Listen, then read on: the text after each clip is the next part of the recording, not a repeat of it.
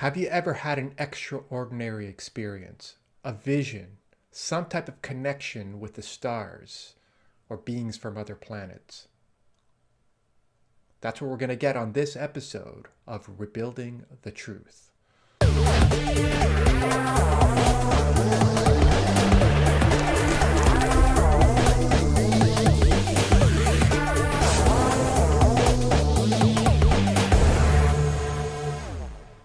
I'm going to start with one of my experiences at a very young age. I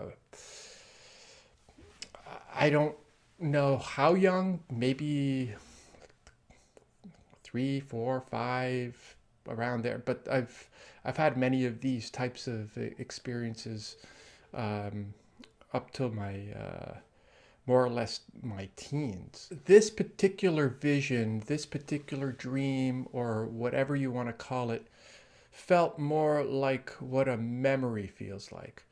So, memories are linear. You got like a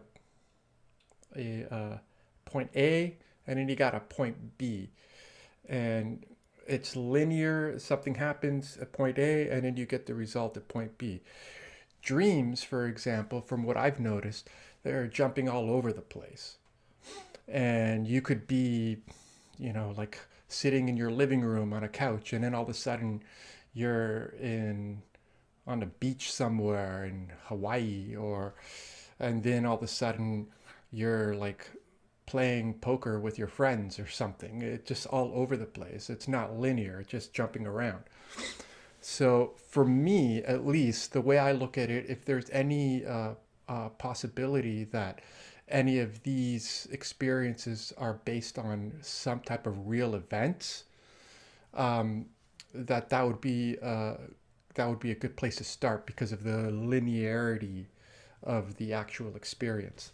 All right, so my experience, uh, vision, dream, whatever you want to call it, uh, is I remember being on this planet, on a city scape, like a whole city, and the horizons in the background, and it kind of looked futuristic, like all the buildings and stuff, and then in the background, looking out into the horizon, and I just see a whole bunch of UFOs just leaving the atmosphere, going. And that particular dream or vision or whatever, or memory, uh, basically ended, and that was it. But that feeling of being like standing in like the Times Square on this in this city, perhaps on another planet, with all these UFOs leaving, and what it felt like to me, it felt like it was like some type of evacuation, and that evacuation, I felt like I was being left behind with all whoever else was with me. I didn't notice anybody. I could feel people around me, but I didn't like look to see who was there either. And it felt like me. It felt like my soul was there, and that was the thing. Obviously, that could be a number of things, from like psychological things that happen when, you know, being a young kid and all that kind of stuff. But the way that it felt like, it just felt like an imprint, or like uh, a some type of reality. That's what it felt like, and it doesn't mean it is, but that's what it felt like. And I look at it as a possibility that that's what it was. And as the years went on, I also had that same theme pop up. So one of my dreams, this felt more like a dream, like it was just kind of, um, you know, scattered a bit. But it did have like this, I don't know, like a, um, like a Hollywood movie type of feeling. So at that time, uh, it was me and two other friends, and uh, and one of my friends was my kung fu teacher, and another friend was another student that I've known since childhood, and we're all riding these motorcycles, and we all lived in Toronto at the time.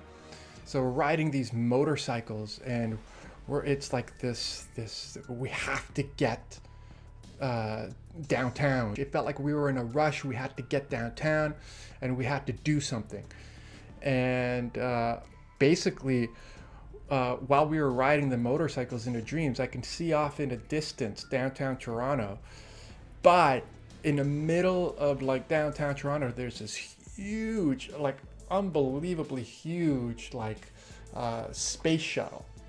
It looked just like the regular space shuttles that we've been put up into space the past few decades.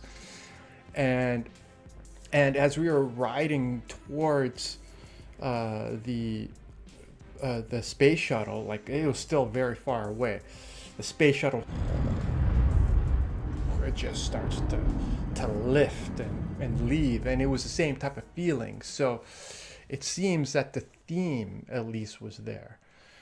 There was some type of event that happened, but it was interesting that it has this idea of space and evacuation and feeling left behind. So one of the ideas that I did get, something that might make sense with this particular vision, is that there's a story or a theory that the asteroid belt used to be a planet called like Tiamat or Maldek, and it was a super Earth. And so Mars apparently was its moon, perhaps, and that Mars was also like a green, luscious, Earth-like planet. So that apparently these two planets had like some kind of confrontation or something happened, and kind of like the Death Star, perhaps, Tiamat was destroyed, and then Tiamat turned into the asteroid belt. And apparently that was some type of war, or like some type of faction war, or something in our solar system.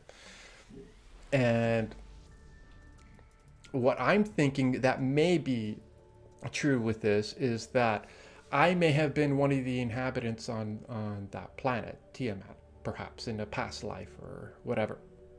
And everybody was leaving. And I was one of the remaining people on the planet that didn't make it. And that I perhaps reincarnated on this planet, on Earth. So another idea that I got was I was listening to some content on what's happening in our solar system, and that that it seems like our sun has a particular 26,000 year cycle, and that every 26,000 years or so, give or take, there is some type of micronova that comes from the sun. And it's not like a supernova, it's not like a solar flare, it's something in between where it's 360 degrees around the sun, just disperses going 360 degrees around. And that we're going to have a difficult time on Earth with this experience, and that what is being suggested will happen, or if we actually go through this event, is that a whole bunch of ET beings are going to come to Earth, because all our technology, all our ability to move around and to be safe and everything is going to be, because the micronova is going to basically fry all our electronics, everything that's technologically sustained by our electronics, like the grid and everything, gas, all that kind of stuff, is not going to work, because For example, back in the day, the Carrington event in the late 1800s, uh, people were getting shocked by doing the Morse code, and also people that had coins in their pockets, those coins would melt. So something around that area. But back then, they didn't have much machinery that worked on electronics.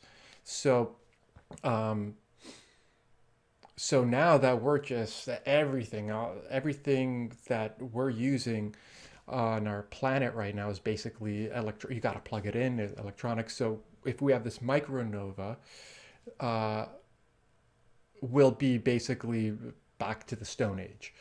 So basically, apparently, all these ET civilizations are going to come down en masse, and they're going to help us out, take us somewhere, or help us with health. You know, like basically like what you'd do in a war torn country if the Red Cross came in. The Red Cross would come in, help, and do what's needed to be done to get people to safety. So that may also be another thing that I may have had with that particular vision, is that may have been a future experience or vision, that instead of everybody leaving and I'm feeling left behind, perhaps it's everybody coming because I don't have anything to be able to help me. You know, like I got some decent survival skills. Maybe I'll be able to do something in that area, like hunting, you know, permaculture, all that kind of stuff. So that's also a possibility. But I'm thinking that may also be a possibility. So either it was something that happened in the past as a past life experience, or something that's going to happen in the future, or they may be connected because, you know, when people go through a particular cycle that they go through in their own lives, they it seems like they're repeating the same thing over and over.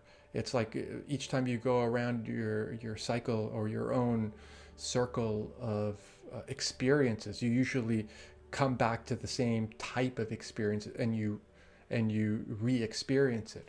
And one of the main reasons I believe that happens is because we need to learn, and the next time we go around the cycle, we'll be able to have some tools to help us through it this time, to make us better. So energetically speaking, that may be a theme in my particular reality or anybody's reality. I'm sure anybody here that's watching this has similar types of experiences, that it's kind of like there's a repetition, there's a theme that's happening that continues, so we can evolve and learn.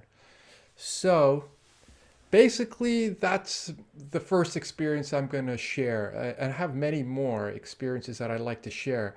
And one of the main reasons why I'm doing this is I want to create context to what I'm going to be presenting in the future. And, you know, I'm going to be going through a lot of different avenues and things of that nature. Also, I'm very, very, very interested to hear anybody else's thoughts on this particular vision that I had. If anybody has anything that's similar to this, please comment and let me know your experience, and perhaps I can actually, you know, like be able to update you on if anybody else is actually having this type of experience, have had this type of vision before.